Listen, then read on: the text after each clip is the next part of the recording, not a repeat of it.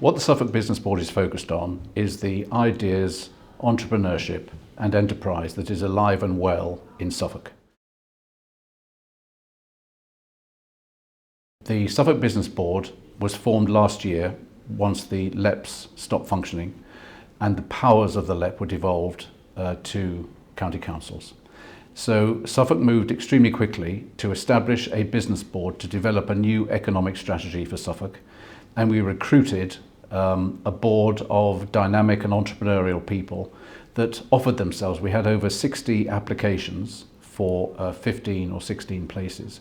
So we were able to gather around the table ideas and expertise that are fit for the future of Suffolk, for Suffolk's ambitions and aspirations.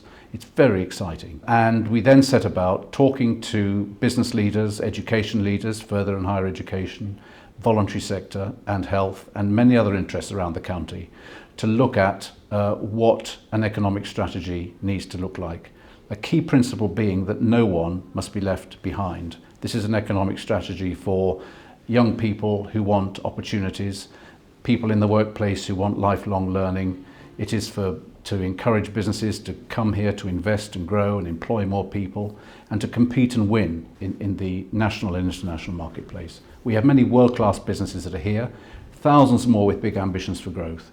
And this economic strategy focuses on helping those people to achieve great things for themselves, for the county, and also to stimulate economic growth and make Suffolk and the Eastern region a powerhouse for UK PLC.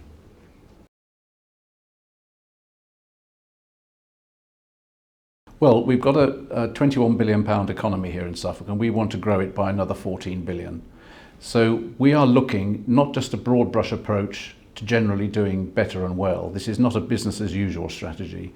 It is a dynamic agenda. So this is a real call to action. It's a can-do document that is for everyone. And I hope more and more people will grasp it and run with it. If there's a strong and growing economy, that helps everyone in the county. The Hidden Needs report from the Suffolk Community Foundation tells us in no uncertain terms that Suffolk is home to some of the worst areas of deprivation on some measures in the whole country. Our economic strategy needs to reach those people in those areas as well.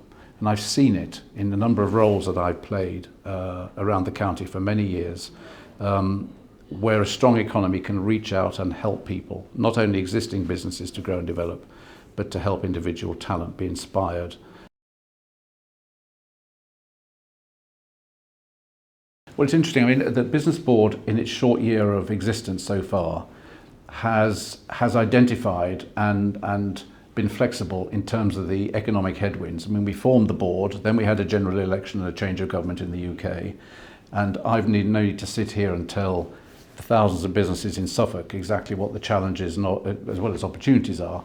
Because as I meet many, many businesses around the county, I see resilience, determination. I also see many challenges that are being faced and many people with tariffs and all the rest of it. They're worried about future orders and about future growth. But I believe fundamentally businesses are resilient and determined to see through these challenges. What the Business Board strategy does, or the economic strategy does, is offer that focus on where we can do really well, where we can channel talent and ideas to really exploit the USP of Suffolk.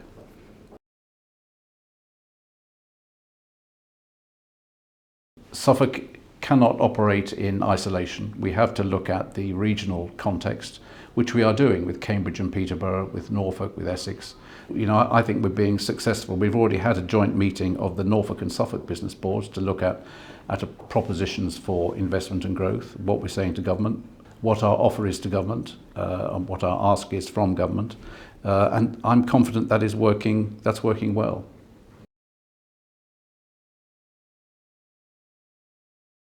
Well, I'm relentlessly optimistic. I think with help and support, businesses can achieve enormous things across sectors and with each other. I've always experienced that and seen that. Business fundamentally, I think, is adaptable to change. Doesn't like too many shocks, particularly economic ones, but they've proved they can really weather changing circumstances. So I'm confident about the future as long as we stay focused on what we can do best for ourselves. I mean, the obvious ones are energy, agri-tech, looking at ports and logistics. We've got the biggest, most successful container port in the UK. We've got Sizewell on the East Coast. We're leaders in AI, advanced manufacturing. There's so much that's going for us that I think we have so many exciting opportunities to exploit.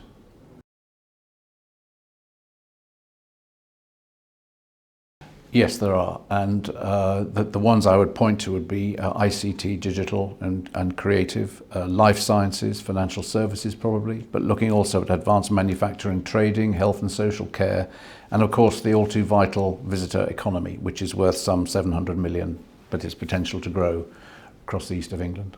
The big things we're looking at as a business board is productivity. And how to utilise the skills and we have the entrepreneurial skills we have for tech convergence and the use of automation.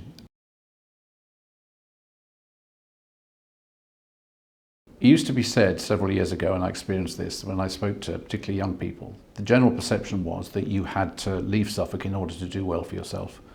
I rarely hear that now, because with the many world-class industries that are here, BT, Willis Towers Watson, Sizewell Energy, whatever it might be, you can have a world-class job and be in one of the best counties in the country where opportunity is alive and well. We've got an outstanding university.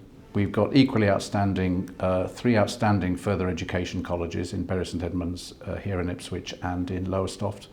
So when you're looking at skills development for young people or lifelong learning, we are equipped to do the job, but we do need to have that relentless focus on encouraging people and talent to stay and be here, and also to attract people here.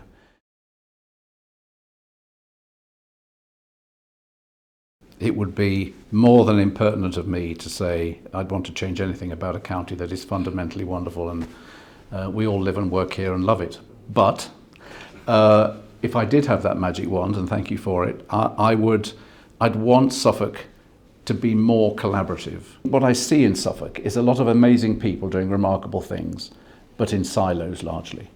And there isn't enough cross-fertilisation of ideas and people. And if we could work stronger together, there would be nothing to stop us. We're achieving so much already, but I can see the potential for us to achieve even more together, working together for all parts of diverse communities, for rural isolation, for industrial sort of heartlands, for market towns, for coastal areas. I see it and feel it on a daily basis. We can do so much more for each other for the benefit of Suffolk. That's why I keep saying it is exciting, because I can see the potential.